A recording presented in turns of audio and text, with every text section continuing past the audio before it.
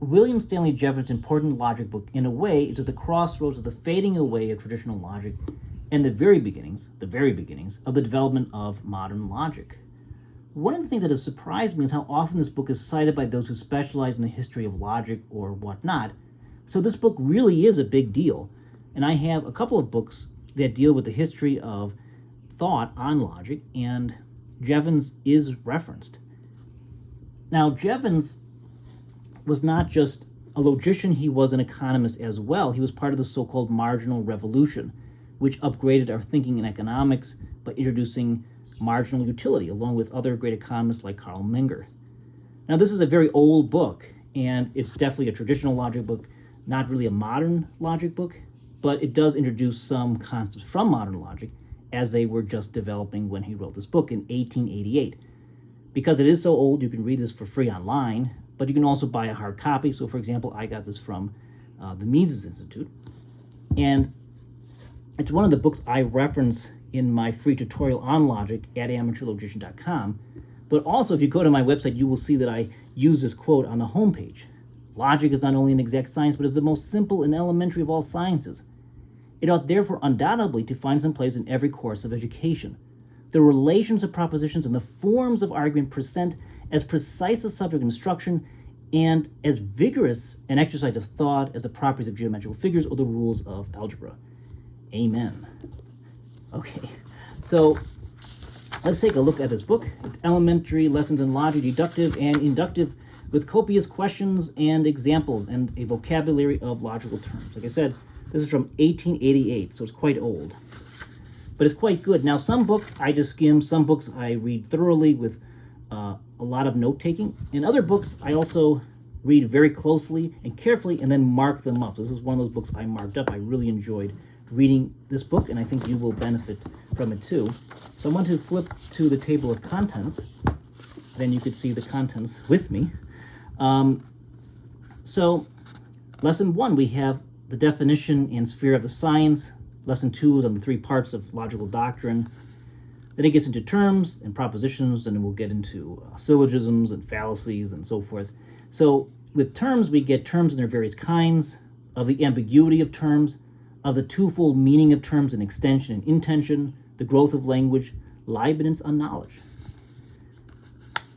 William Stanley Jevons gets into propositions, kinds of propositions, the opposition of propositions, conversion of propositions, immediate inference, logical analysis of sentences.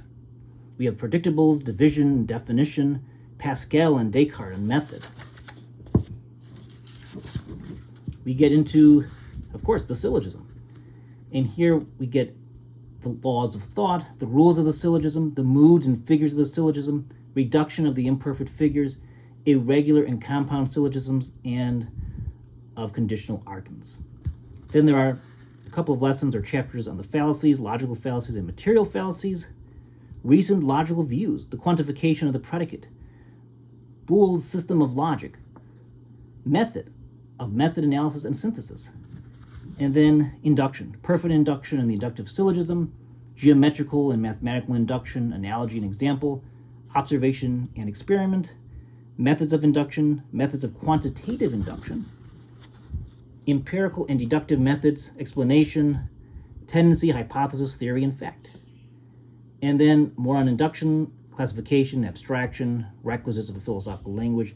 And as I said, as I indicated by the title, there's lots of questions and exercises in this book.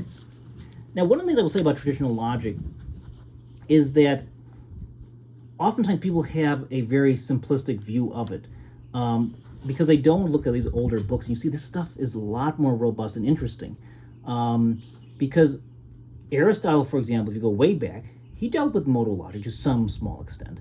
If you look at the developments in the Middle Ages in logic, they thought about not only the subject, copula, and the predicate in the simple AIEO type of propositions, but they thought about necessity and contingency. They thought about all sorts of topics that appear in modern logic. So it's a really interesting book.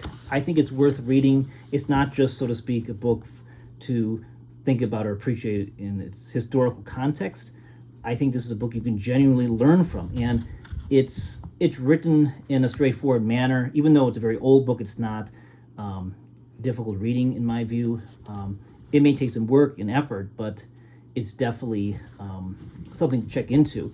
And I would suggest, if you're interested in learning traditional logic, to just download a free copy of this and at least skim some of it and see if you find it of value to devote more time and energy to go through in a more thorough way. But it's a really interesting book, and is at the crossroads to when modern logic was starting to be developed. And it's definitely something I like and recommend. And here we have the questions and exercises, by the way. So every lesson comes with some questions. So I think that's pretty cool. I really like that. A lot of other logic books do this as well, so it's not just this one. So other traditional logic books I really like would include like George Hayward Joyce's book, Principles of Logic. That definitely has questions at the end, for example. And there are other ones out there as well. So anyways, I am the Amateur Logician. If you enjoy this type of content, please consider giving this video a like and subscribing to this YouTube channel. If you want to learn more logic, check out my website at amateurlogician.com. I have a very extensive, detailed tutorial on traditional verbal style logic with many, many entries covering all sorts of topics, from the fallacies to syllogisms to categorical propositions to modal propositions and so on and so forth. And I also have a newsletter you can sign up to if you're so inclined. In any case, thanks for watching. I hope this video is helpful to you and useful. Until next time, be well.